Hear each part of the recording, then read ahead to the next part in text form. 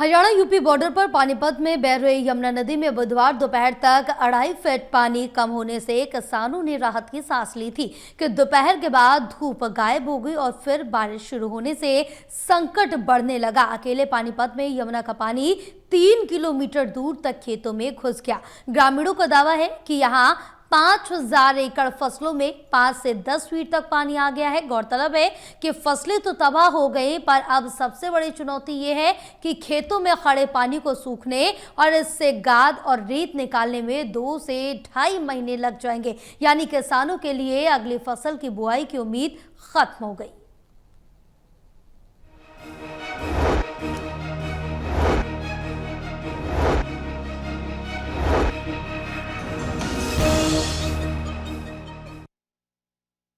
प्रदेश की GT road belt Chandigarh से चले तो अंबाला, कुरुक्षेत्र, करनाल, पानीपत, सोनीपत।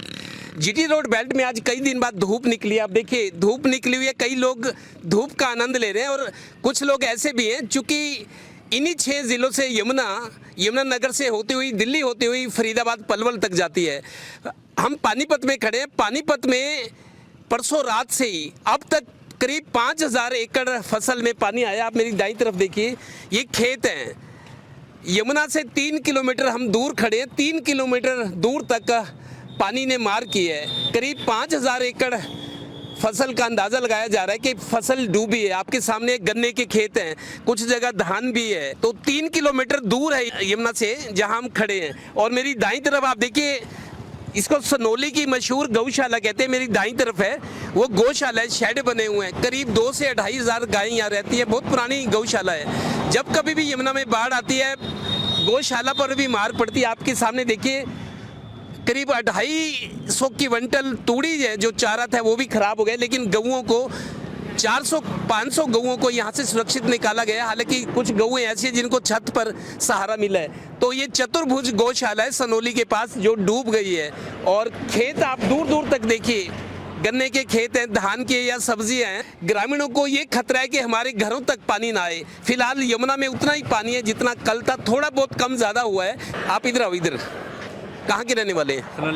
सनोली के। सनोली तो हमने देखा लोग शहर से सनोली आए हैं देखने के खेतों में कैसे पानी आ गया। क्या अब की स्थिति क्या है? थोड़ा कम हो रहा है जी, कम है जी, थोड़ा 1 फुट कम हो रहा है। जैसा लोगों ने मेरे को बताया कि 5000 एकड़ फसल में पानी आया है जी, हमारे सामने दूर दूर तक। हाँ जी। 5000 एकड़ है या कम ज़्यादा है? नहीं जी, तकरीबन पाएगा जी, इतना 5000 एकड़ पाएगा। ये बताओ, जो गांव है आपका सनोली खुर्द है, सनोली कला है, हाँ जी। आगे तो यूपी है, किराना है आगे, हाँ जी। लेकिन ये गांव जो है आसपास के करीब 3 दर्जन गांव हैं जो यमुना के आसपास हैं। कितने गांव में बाढ़ का खतरा है? अभी खतरा जहाँ ज़्यादा है कौन से गांव हैं? ये पत्थरगढ़ होगा जी, राणा माजरा होगा जी, ये इधर बड़ा होगा जी, ननेडा आदमी होगा जी, घोड़ा खुर्द होगा। तकरीबन जितने जन्म के लोग वो है, कंठारे पे है, शहरों में है। अभी गांव में पानी तो नहीं आया ना? नहीं जी, अभी तक नहीं आया। अच्छा, फसल तो डूब गई, गांव में पानी ना, ये अच्छी बात है। हाँ, ये अच्छी बात और है। एक बात आपको याद हो, आप तो उम्र ठीक ठाक है आपकी, 3 साल पहले जब बाढ़ आई थी, पत्थरगढ़, ये बहुत सारे गांव थे, उनमें गाद आ गई थी, रेत आया था, कई महीने तक रेत ही नहीं निकला था।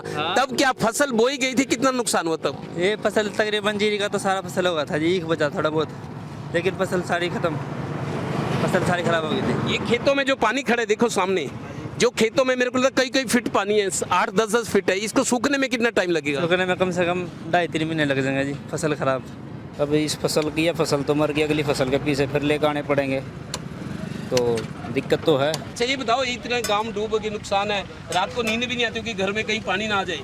प्रशासन के लोग आ रहे हैं यहाँ बुनियादी मनुदी करना, प्रशासन के लोग आपकी हेल्प को, आपको जागरूक करने आ रहे हैं क्या प्रशासन?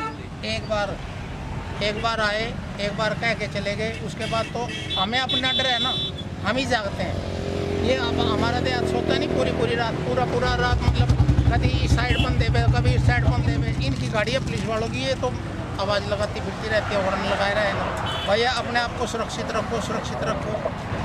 सरकार का कुछ फर्ज तो बनता है, सरकार की तरफ से कुछ हेल्प तो जानी चाहिए। उनके कहने से थोड़ा ही काम चल जाएगा। भाई उन्होंने कह दिया भाई हम आपने अपनी सुरक्षा करो। सुरक्षा तो या तो वो बाधा जिस तन लागे सोई तन जाने, बस सोई तन जाने और ना जाने कोई। अच्छा, ये बताओ, आप तो यहाँ के रहने वाले, समझदार लग रहे मेरे को, कितना नुकसान, कितने खेतों में पानी बता रहे? 5000 एकड़ में आ गया पानी। हमारा कोई एरिया ऐसा नहीं है जिसमें पानी ना हो। गांव के इस साइड उस साइड से लेकर के तमसाबाद की सड़क से लेकर के पूरा एरिया पूरा भर गया है पानी का। ये पानीपत से 20 किलोमीटर दूर यमुना बह रही है।